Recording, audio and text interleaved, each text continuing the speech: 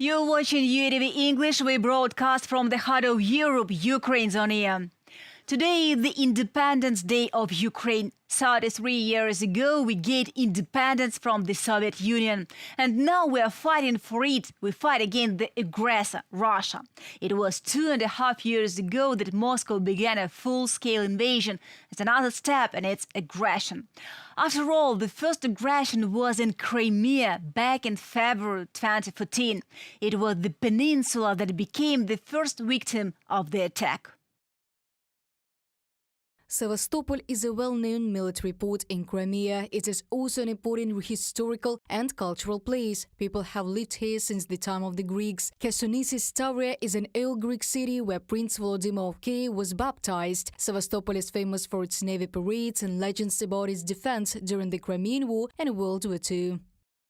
I was born and raised in Sevastopol. Like many others, I lived happily with my family. In the last years before the occupation, I had the impression that Sevastopol seemed to feel its strengths. People were opening their own businesses, starting to realize that their lives depended on them. Our children went to Ukrainian schools and studied in other Ukrainian educational institutions. Ships were calling at Sevastopol and tourism was developing. But in 2014, the window of opportunity began to close. Oleg Savchenko, native Sevastopol resident, Ukrainian soldier, in an article by Ukrinform. In February 2014, Sevastopol became one of the first places where Russia started its annexation of Crimea. After all, Russian Navy ships and soldiers were already there, and on February the 20th, the so-called Green Men, Russian soldiers without identification marks, entered the peninsula. In March 2014, Russia held a fake referendum claiming that Crimea was now part of Russia, which it's trying to legitimize even today. Crimea is a place through which the war entered Ukraine, and Crimea is our place through which we have to win peace. Therefore, Crimea must return to Ukraine. Crimea must be Ukrainian. In Crimea, the rights of both indigenous people and other peoples who make up the great Ukrainian nation must continue to be respected. The Ukrainian Ministry of Reintegration calculated that about 70,000 people left Crimea during the Russian occupation and more than 700,000 people came there from Russia. But the real figures might be higher because it's difficult to get access to Crimea. Since 2014, over 5,000 human rights violations have been recorded in the peninsula, mostly against Crimean Tatars. The Russians tried to force all Crimean Tatars out of the peninsula in 1944, which is why many of them don't want to leave their homes now. They are waiting for Crimea to be free again, to see the beautiful sky under the flag of free Ukraine. Reported by Diana Kolesnik, Diana Ovchar, Dmitro Klimyuk, UATV News.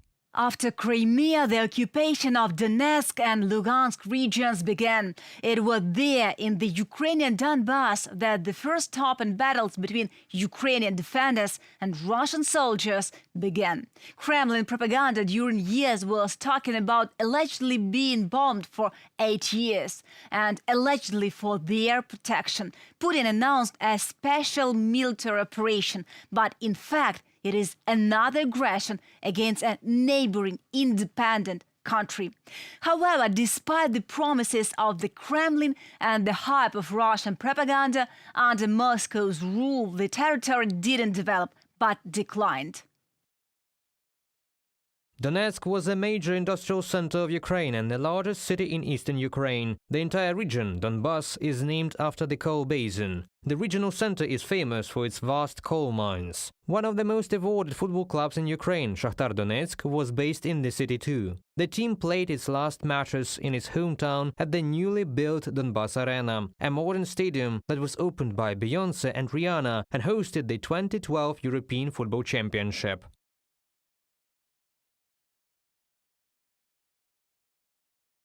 During Ukraine's independence, the city developed with shopping centers, new residential neighborhoods and a new modern airfield being built. The Donetsk Regional Drama Theater was one of the best in the country. In addition, Donetsk was an important transport hub with a well-developed network of rail and bus services. But until 2014, I lived in Donetsk and worked as the chief director of the Donbass TV channel. In 2009, my wife and I had a son. I renovated my house, which is located 3.5 kilometers from Donetsk airport. In 2014, I could not imagine that it could be that all this would lead to occupation. Mykola Osishchenko, president of Donetsk, from an article by Deutsche Welle. Donetsk and the Donetsk region were one of the two regions where Ukraine resisted the Russian occupation military. In 2014, Ukraine resisted the Kremlin-armed pro-Russian separatists in Donetsk, leading to the formation of the so-called Donetsk People's Republic. For 8 years, the Russians accused Ukrainian authorities of shelling the city, although the entire decline was due to a lack of governance and not military action. In 2022, the Donetsk region became one of the springboards for a full-scale invasion of Ukraine.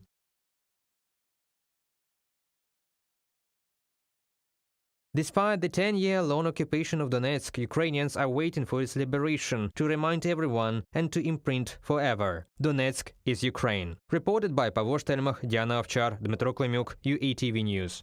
Crimea and Donbass are not forgotten by Ukrainians, and we are waiting so much for the liberation of these territories from Russian occupation. And our soldiers are bringing our victory and the occupation of our territories closer day by day.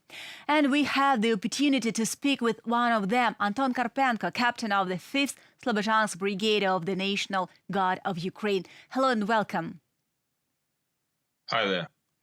What does independence mean for you, as for a person and as for the captain?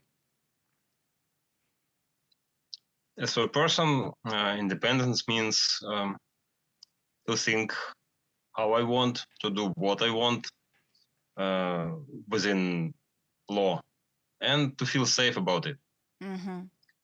For the country, I think it's the ability to choose the way of how to go further, not to be forced by someone or something to do what we don't want to do. And how do you think, is it possible to gain independence without war? Perhaps in a better world, but not today, not now. We are facing all these fairy tales about peaceful way of thinking and how to say it. I don't have enough words because lots of emotions this time. Mm-hmm. I understand, absolutely. This day, I'm sure we don't have such way.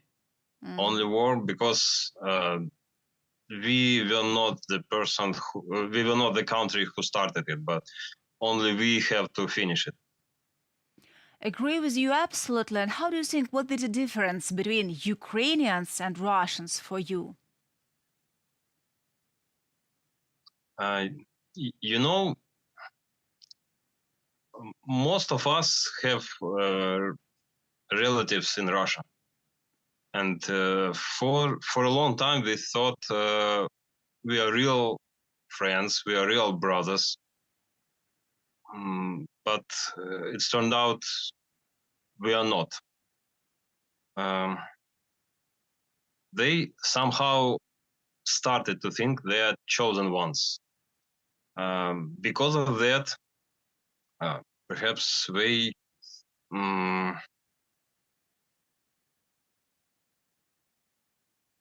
can do what they want, and they are ready not to. They don't have anyone who will bring them to the reality, because they are blessed of their God. That's it. Because of that, they're so cruel. And speaking about the reality to Europe, to the world, why should the world support Ukraine? What danger does Russia pose not only to the culture of other countries, but also to their existence? If they win in this war,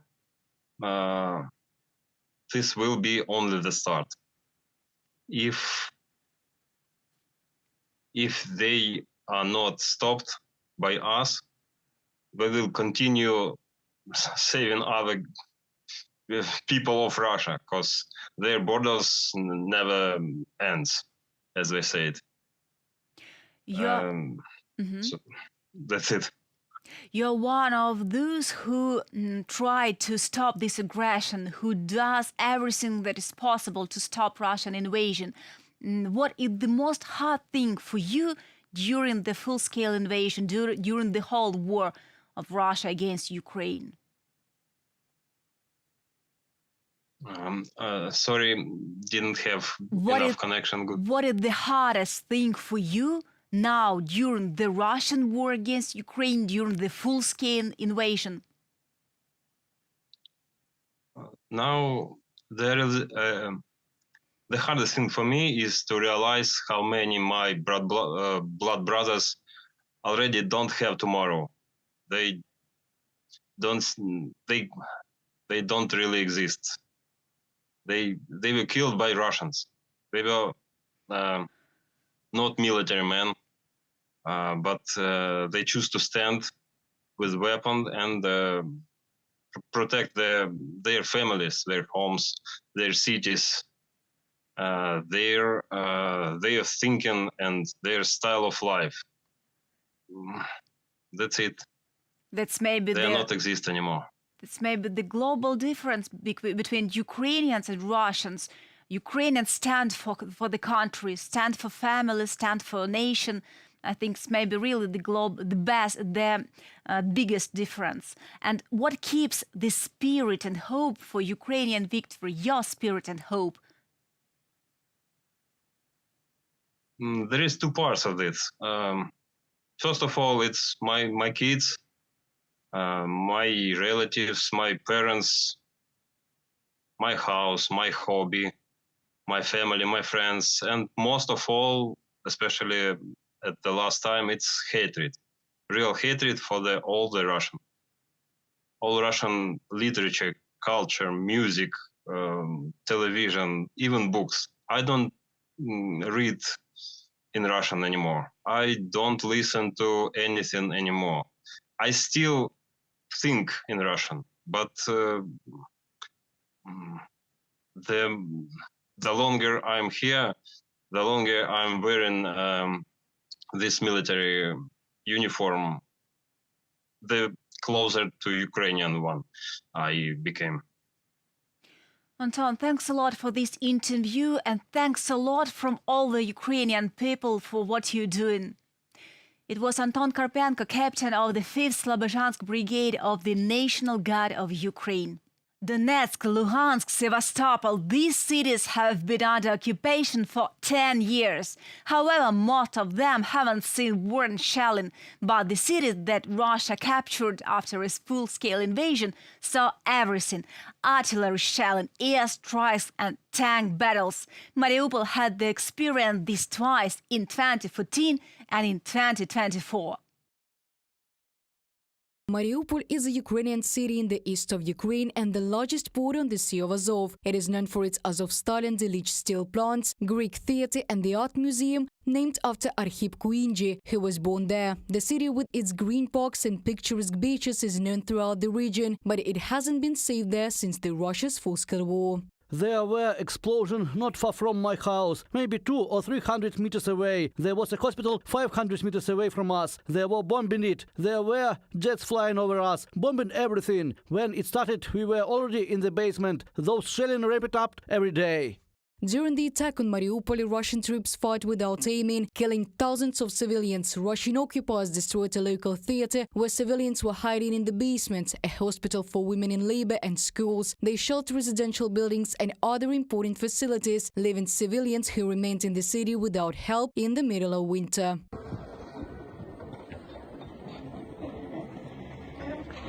The Russian invaders blocked the delivery of food in Maxim, leaving many people without food and water. People who supported Ukraine were taken to prisons and tortured. The events at the Azovstal plant, where the Ukrainian soldiers held the defense for 86 days under siege, became even more special. After the decision of the command, they surrendered, and some of them are still in Russian captivity. Mariupol had already been under Russian occupation before, in the year of 2014. However, Ukrainian troops managed to liberate the city from the invaders. Now we're waiting for the city to be again returned under Ukraine's control so that we can start rebuilding life in an independent and free city. Reported by Diana Kolesnik, Diana Ovchar, Dmitro Klimyuk, UATV News. Mariupol became famous after the heroic defense of Azovstal, but in the first days of full-scale invasion, it was Mariupol that showed the atrocities of the Russians, because these unhumans beat the buildings that were supposed to be protected. Everyone remembers the attacks children and destroyed bomb shelter under the Mariupol theater and the shelling of the maternity hospital. The Russians purposefully hit medical buildings. And now we have an opportunity to talk with Maxim, combat medic of the operational battalion of the National Guard of Ukraine. Hello and welcome. Good evening. The Russians are shooting at Ukrainian medics. Despite all this, you are at the front. Aren't you afraid? Everybody knows the Russians attack medical cars, hospitals, and everything with Red Cross on it. And I am afraid for myself, my team, and people we help. But we must be stronger for peaceful future. And explain to our viewers, how does the work of a military doctor differ from that of a civilian? And what is the difference between the work of a doctor and a soldier? Such as me, I am a combat medic, and our work is in extreme situations. We help soldiers with different injuries for a short period of time without hospital equipment. But our goal is first aid, like march and pause. Mm-hmm. And you know, Yeah, continue, please.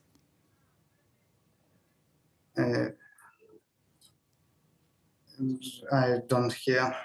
I'll ask you next question. Some military personnel say that when they go on operation, they say goodbye to life and say goodbye to their relatives. Mm-hmm. How is it with doctors? In same time, medics and soldier go to operation together and do task together. So for the medic is true too. Mm-hmm. Maxim, and what is the most difficult thing in your work for you? For me, it's maybe a little time for help. Some cases when medevac is impossible, and maybe I sometimes must to help my friends, and it's a big responsibility. Mm-hmm. We know that military personnel are trained abroad. Are there such courses for doctors? Do you communicate with doctors from abroad? How do you interact with them? I'm trained in Great Britain and Germany, but now I don't communicate with trainers because I have a lot of work and they go on training another medics.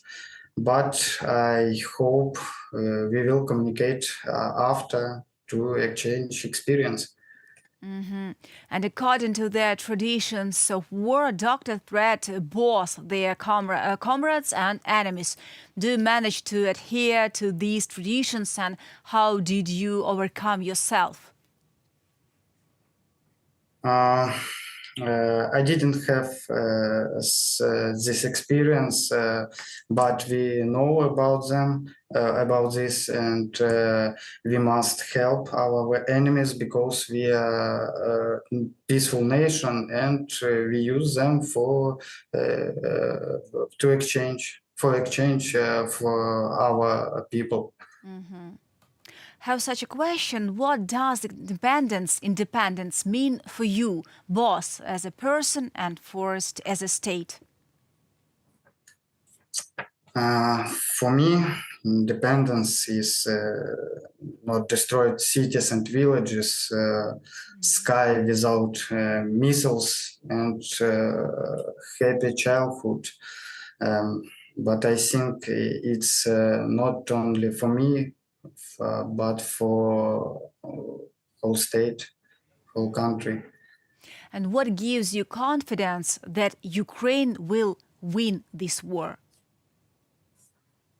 I believe in Ukrainians, in our peoples and our country, and I believe and I hope in our allies, and we will achieve success with them.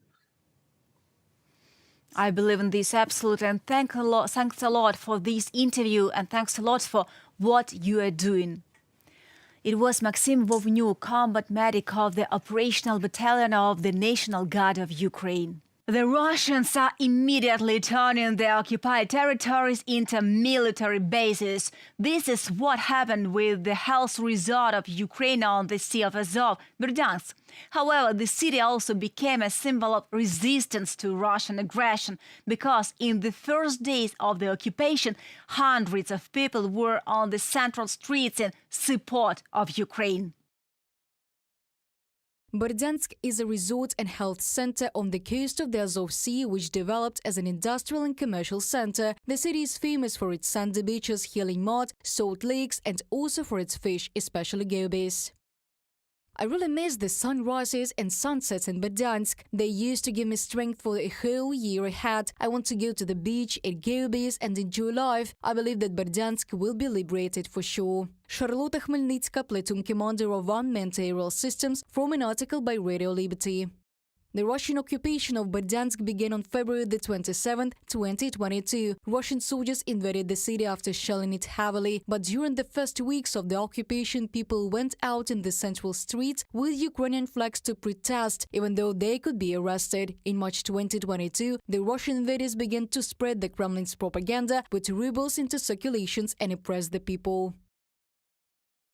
The city has become very old because the young active population has left, but the elderly were left behind. There is pressure on entrepreneurship. All the Berdansk activities are now concentrated on the market. Some people are selling, others are buying. The problem for those who sell is that they cannot do so without a license from the current executive committee, because the so-called people's policy controls the patrols the area. Resident of Berdansk from an article by Radio Liberty. Today, Ukrainian partisans are active in the city. The most famous movement is the Yellow Ribbon. Before the Russian war, Berdansk was one of the most popular resorts on the Azov Sea. Now the Russians are turning it into a military base. But the people of Berdansk hope for a new holiday season in free and united Ukraine. Reported by Diana Kolesnik, Diana Ovchar, Dmitro Klimyuk, UATV News. Today, the residents of the city are waiting for the Ukrainian troops to liberate the city, as was the case with Kharkiv region, as was the case with Kherson, and when the blue-yellow flag flies over the city. Even after Berdansk's capture, Ukrainian partisans are continuing their work, and in order for the release to be even faster, Ukrainian diplomats are also continuing their work. We can now talk to one of them. Alexander Hara, diplomat, foreign affairs and security policy expert at Center for Defense Strategies. Hello and welcome. Hello, thank you for the invitation. Thank you for coming. In your opinion, what are the biggest challenges for Ukrainian diplomacy in the full-scale Russian invasion? Well, first and foremost, it's to consolidate our partners in supporting Ukraine on the battlefield. I don't mean the boots on the ground, but certainly Ukraine needs a lot of weaponry, munition, and other type of assistance. Secondly, it's economic and humanitarian aid to the civilians. And given that the Russians are trying to destroy Ukrainian civilian infrastructure, our energy infrastructure, healthcare facilities, the available support of our partners to rebuild and to boost our resilience is really very well appreciated. And certainly Ukrainian diplomats are working on that. And secondly, Ukrainian diplomats are working on the possibility to achieve just and lasting peace in Ukraine. Now we see there is no appetite in the Kremlin to stop this war, to stop this aggression from their side, and to agree on those principles that are enshrined into the UN Charter and the OSCE Final Act. I mean, sovereignty, independence of other nations, non-violence, non-application of brutal force, and other things. So our diplomats are trying to work out the diplomatic solution to the conflict with Russia and to secure a Ukrainian future with a family of European nations. There is an opinion that war begins when diplomacy ends. Was there any way to prevent a full-scale invasion? I don't know, maybe by negotiation or something else? Oh, yes. If Ukraine succeeded in joining NATO back in 90s, or at least after the Orange Revolution 2004, certainly the Russians wouldn't dare to attack Ukraine as a member of NATO. But certainly there was no possibility to avoid this war talking to Russians. We've been trying to negotiate our borders, and actually it was 1997 when we signed the agreement, and the Russians agreed to respect our borders, and actually they violated in 2014 by illegally annexing Crimea and starting the proxy war in Donbass. And the Russians, they still have this imperial agenda. And that's why they want to expand their influence over other nations. They believe they have this inherited right for spheres of influence over the former Soviet republics and those countries who had no, let's say, who were unfortunate to be part of the Warsaw Pact. Fortunately for them, like the Baltic states, Poland, Hungary, Romania, they are now in the European Union and NATO, and that's why they are protected. But unfortunately for us, and it's not just like failure of Ukrainian diplomacy, but the Ukrainian society as well. At that time, the European Union was really popular, but NATO was not. And for the reason that all cliches, the Soviet cliché, were widespread among the Ukrainian population. So yes, diplomacy may help to avoid war, but mostly to get into the family of free nations under the umbrella of NATO, rather than agreeing on the increasing demands from the Russian side to concede bits and bits of Ukrainian sovereignty. About Ukrainian steps, a peace summit was held in Switzerland this year, and the second is planned. From the point of view of diplomacy, how important these events are, and how it was really hard. Was it really hard to organize them? Well, it was quite a challenge because, as we know, that not just Russia, but their Chinese friends helped to dissuade some countries to participate or to sign the final communique of this summit. Secondly, if we're talking about peace plans, actually there is only one. It's the Ukrainian one because it's based on the international law, norms and principles of the international law. The other plans, like the Chinese are trying to push, they are not guaranteeing the restoration of the international law and Ukrainian sovereignty and territorial integrity. So they are trying to stop this war, and they are trying to get more say into the European affairs, but they are not siding with Ukraine. Actually, China didn't vote and actually abstained during the three important votes at General Assembly's meetings. First, it was the March 2014 when the Russians annexed Crimea, and the Chinese did not condemn and did not confirm Ukrainian sovereignty and territorial integrity. Then it was 2022 when the re-invasion appeared. The Chinese did not condemn Russia, even though all the actions of the Russian side fall under the definition of aggression, which is defined by the UN General Assembly's Resolution 3314 of 1974.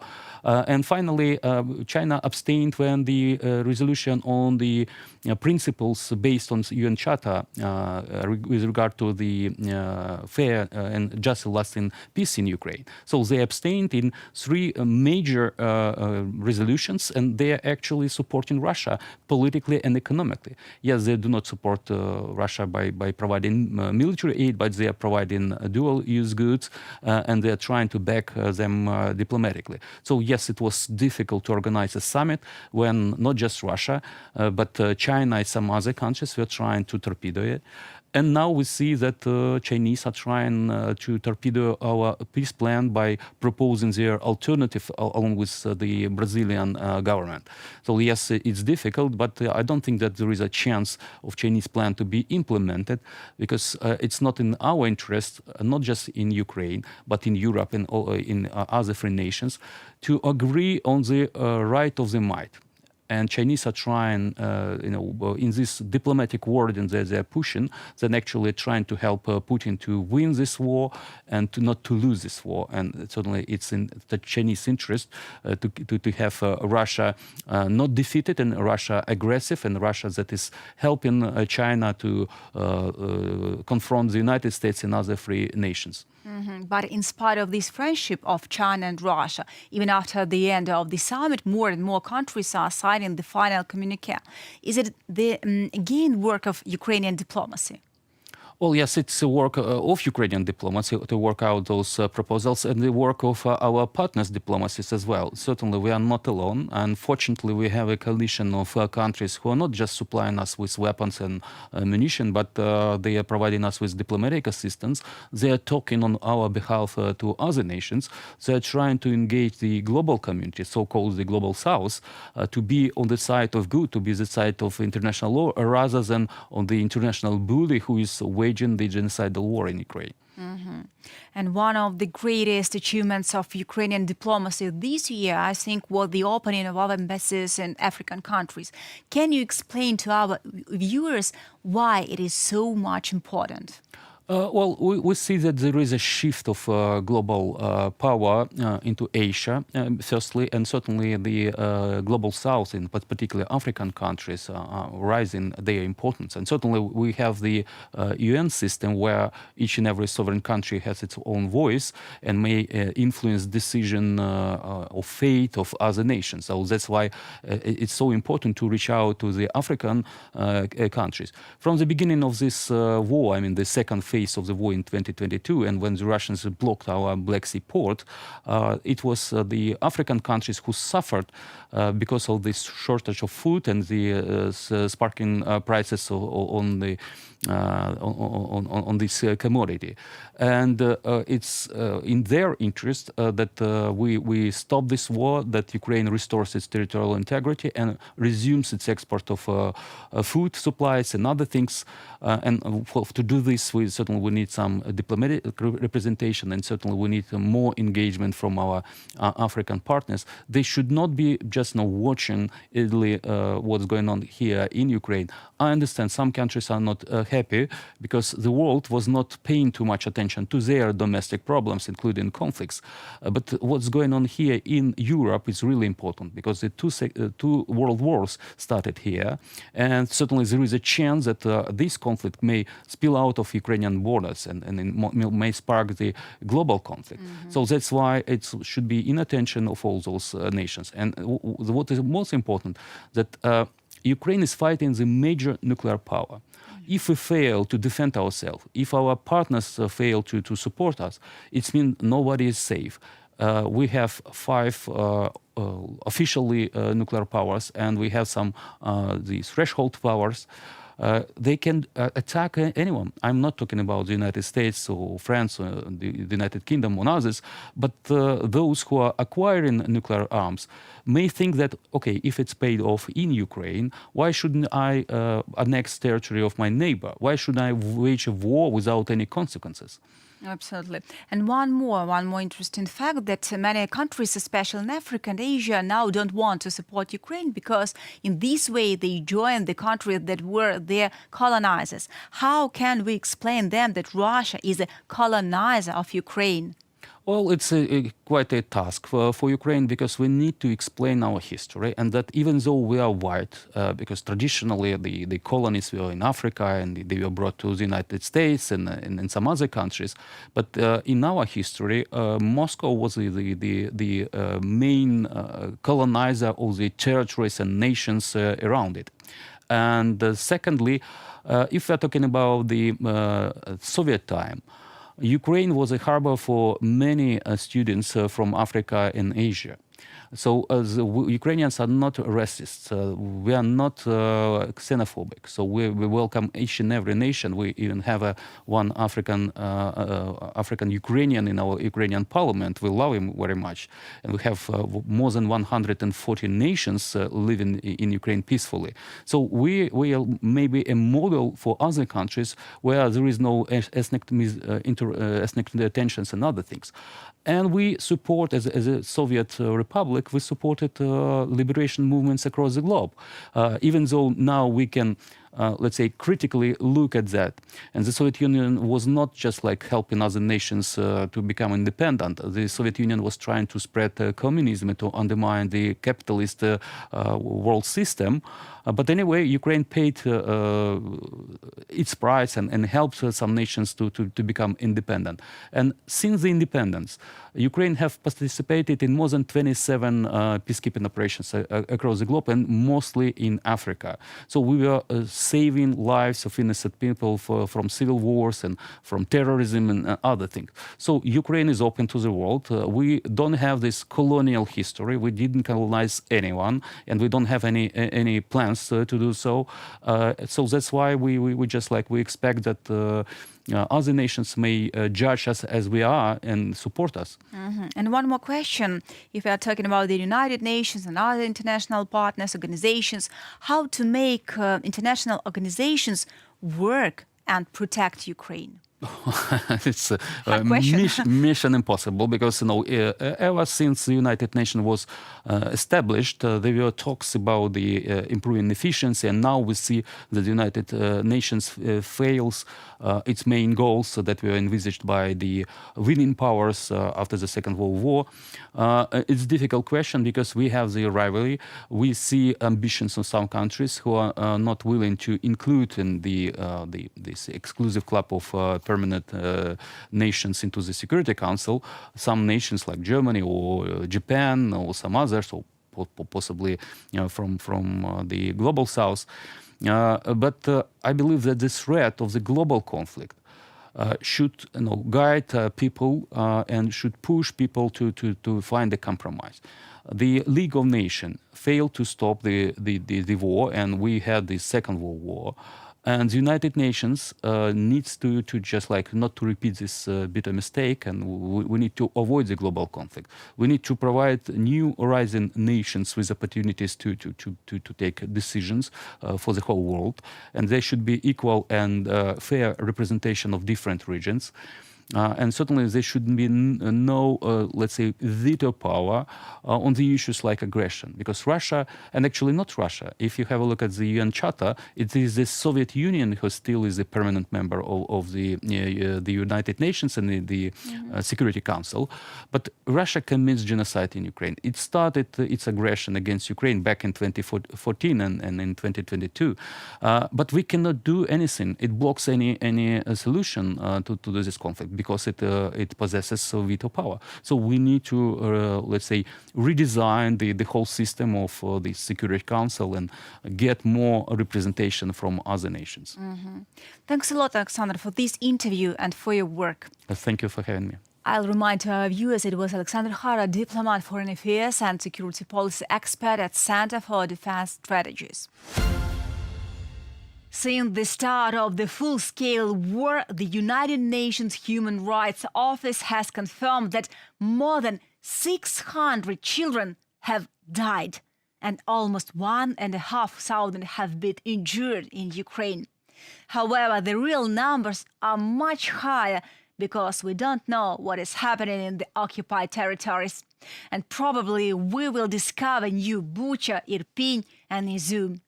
For more than 2 years, children from frontline settlements spent 3,000 to 5,000 hours in bomb shelters, that is 4-7 months. And childhood in Ukraine means difficult access to education, online learning interrupted by air alarms and power outages.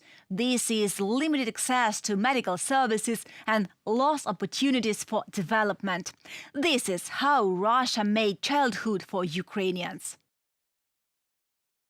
20,000 Ukrainian children have been forcibly transferred to the temporarily occupied territories of Ukraine or deported to Russia, the National Information Bureau of Ukraine reports. Russians are forcibly granting them Russian citizenship and settling them in new families on Russian territory. Children who have been living in the occupied territory since 2014 suffered even more. For years, they have been victims of Russian propaganda. Imagine the scale of this tragedy. For 10 years, almost 20% of the child population of Ukraine who have been living under the influence of Russian propaganda, especially children who have been in Crimea and Donbass, many of them have received passports of the so-called Luhansk and Donetsk People's Republics. Those who have been forcibly displaced, deported or abducted all live in Russia. Today, the Kremlin regime is sending thousands of Ukrainian children to special military camps. For example, Warrior Camp, which positions itself as a center for military and sports training and patriotic education of youth. In these camps, Ukrainian kids suffer psychological damage, which is done in order to assimilate them into Russian society and eventually enlist them into the Russian army. In the camps, children are trained. They go on excursion to propaganda museums and to propagandist Oleg Gazmanov's concerts. Thus, the enemy continues its policy of destroying an entire generation of Ukrainians, brainwashing children and trying to recruit them to fight against their homeland. From the statement of the National Resistance Center. The International Criminal Court issued an arrest warrant for Putin for the illegal deportation of Ukrainian children. After all, the abduction of children is one of the signs of genocide. So where Russia cannot capture territory, it captures minds, mostly of young people, the minds of the future. All these illegally deported children could work for the development of our country and then the entire world community. Our soldiers are fighting for the future of the children. This is a fight for our children to grow up in a world without war, where their childhood will be protected from another Russian aggression. Every day of resistance is a step towards ensuring that Ukrainian kids have a chance for a happy and safe childhood. Reported by Diana Kolesnik, Diana Ovchar, Dmytro Klemyuk, UATV News. Our next guest, Pavlo Vyshababa, also dreams of such a childhood for his daughter. Hello and welcome, Pavlo. Hello. Pavlo is a poet, commander of the branch in the 68th Separate Hunting Brigade of the Armed Forces of Ukraine. His poem to his daughter became famous in the first days of the war. I will allow myself a free translation of the first lines. Just don't write to me about the war. Tell me if there is a garden near you. Do you hear grasshoppers and cicadas, and where the snails crawl a wool? Pavlo, what inspired you to write this poem? I wrote this poem in the Donetsk region in the beginning of full-scale invasion. And let's talk about this in the end of our conversation. Maybe I declamate you all this verse. That's great. So my first question, mentally, Ukrainians and Russians are completely different. Although the USSR kept us together for a long time, what is this difference for you? We were in different roles. Ukraine wasn't together with Russia in the USSR empire. Ukraine was occupied and had a colony role towards empire's center in Moscow. We had already become different long before the USSR. In Ukrainian territory, we have had democracy values since the Zaporizhzhia siege. But our neighbor was valued all the time, strong power of Tsar. This remains their main idea till now. But Ukrainian people, like me, like you, don't like strong power of the center, and we prefer power of communities where all people have a voice. This is how decentralization works, and we like it. But our enemy took advantage of this feature in the occupied territories. I mean, so-called referendums in Crimea and Donetsk region, Luhansk region. That is why our main value is freedom, but for Russia it is domination and strong power. And why should the world support Ukraine? What danger does Russia pose, not only to the culture of other countries, but also to their existence? In my opinion, Ukraine is not a goal of Russia. It is just a way to Europe mainly to former USSR countries like Lithuania, Latvia, Estonia, and Poland, firstly. Russia wants to use our territories as a bridgehead for a future war with NATO. The proof of this is that they don't even try to save the cities they are trying to occupy. They are destroying them to move closer to European Union countries. I saw with my own eyes how they destroyed Marinka, Vuhledar, Kurakhova, and I see how they are now destroying Pokrovsk. They are not going to live there. They are only moving deep into European continent. That is why supporting Ukraine is our common interest with European Union countries.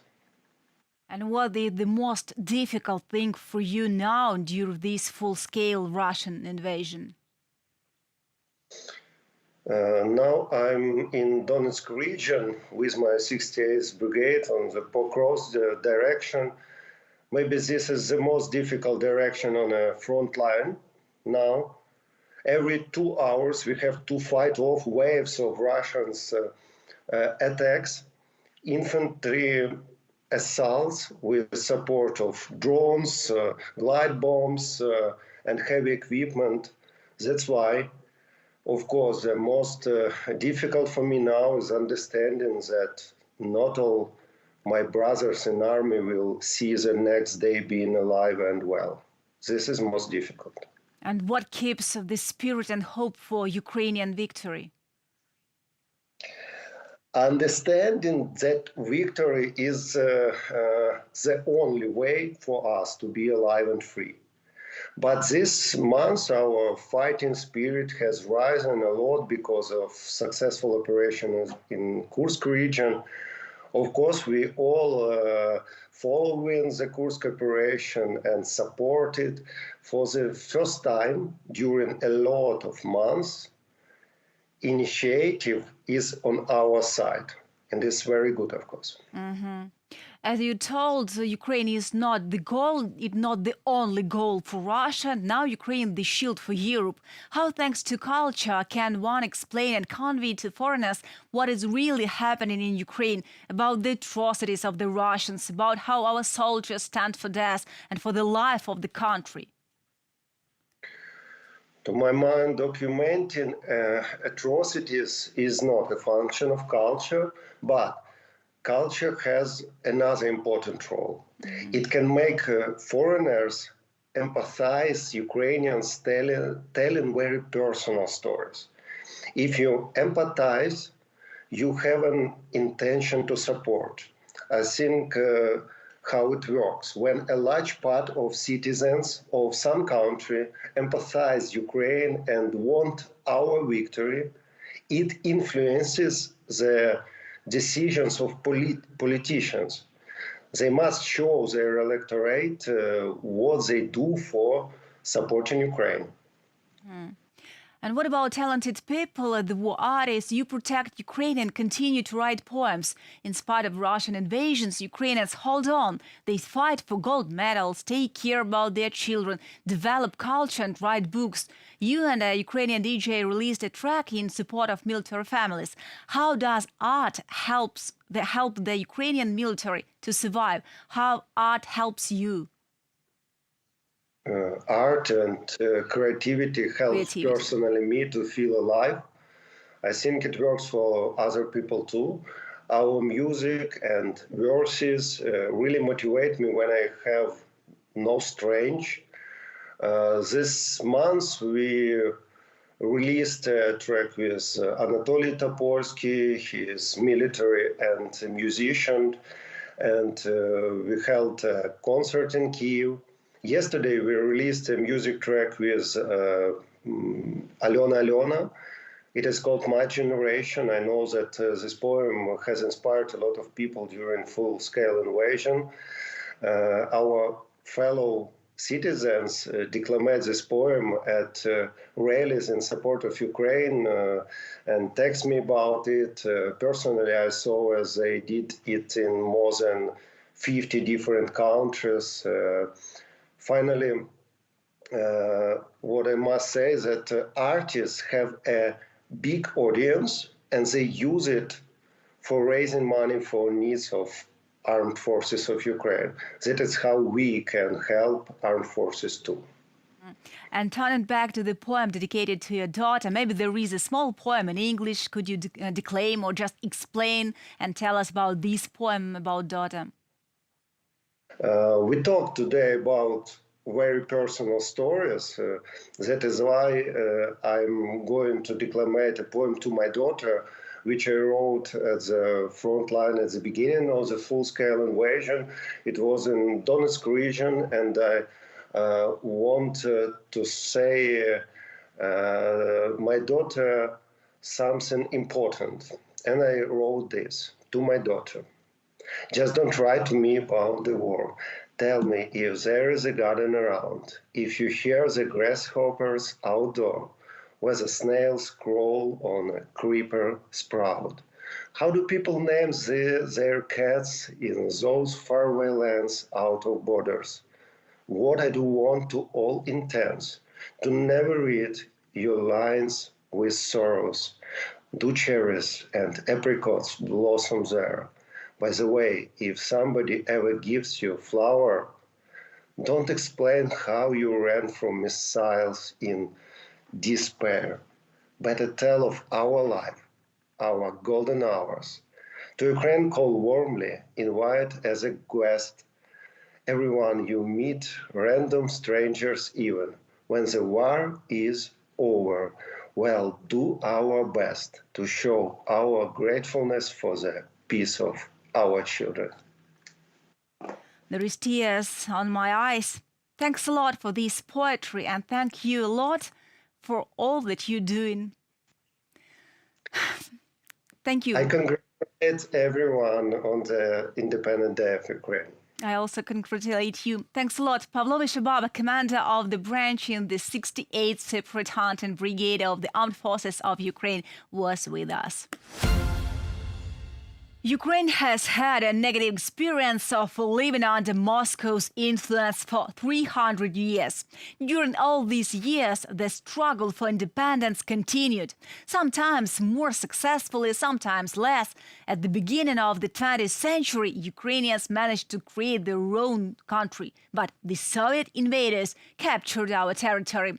And later, the worst of the Red Terror, the executed revival, the Holodomor, the Gulag. Each of these stages separately is the genocide of the people, and we experienced all these, and therefore we know how the Kremlin works, and we don't want to experience all this again. Russia is actively mobilizing men in the temporarily occupied territories of Ukraine, particularly in the Donetsk region, forcing them to join the Russian army. Men are mobilized brutally through raids they are taken right from their homes or in the middle of the street. Thus, Putin is fighting against Ukrainians using Ukrainians. The command of the occupation forces of the Russian Federation continues to conduct covert mobilization activities to replace the servicemen who suffered losses on the territory of Ukraine. Work is underway to attract to the ranks of the aggressors' armed force people who are now on the temporarily occupied territory of Ukraine. On the occupied territories of Ukraine, Russian troops commit mass murders, rapes and tortures of civilians. After the liberation of Ukrainian cities, numerous mass graves, bodies with their hands tied and traces of torture were discovered, confirming these crimes. Those who were prisoners of war also tell about systematic torture by the Russian military, including physical violence and rape. The volume of credible allegations of torture and other inhuman acts that are being perpetrated against civilians and prisoners of war by Russian authorities appears to be unabating. These grievous acts appear neither random nor incidental, but rather orchestrated as part of a state policy to intimidate, instill fear, punish or extract information and confessions. Alice Jill Edwards, UN Special Reporter, in a statement at the end of an official visit to Ukraine. Russia seeks to impose its own rules on the temporarily occupied territories of Ukraine, which are lawlessness, coercion and subjugation, and this proves that Russia is a terrorist state, and Ukraine is a country of freedoms, and it is for this, for our country and its independence, that our soldiers fight every day. Reported by Diana Kolesnik, Diana Ovchar, Dmitro Klimuk, UATV News. And now I will say goodbye to you because our country and each of us still have a lot to do in order to finally defeat our enemy and gain independence from the Russian Empire, which I'm convinced is living out its last days. Thank you for watching our special broadcast dedicated to Independence Day. Anna Nichenko and the entire team of UATV English were with you, wishing you a peaceful sky above your head. We understand exactly how important it is. So it was UATV in English from the heart of Europe. See you.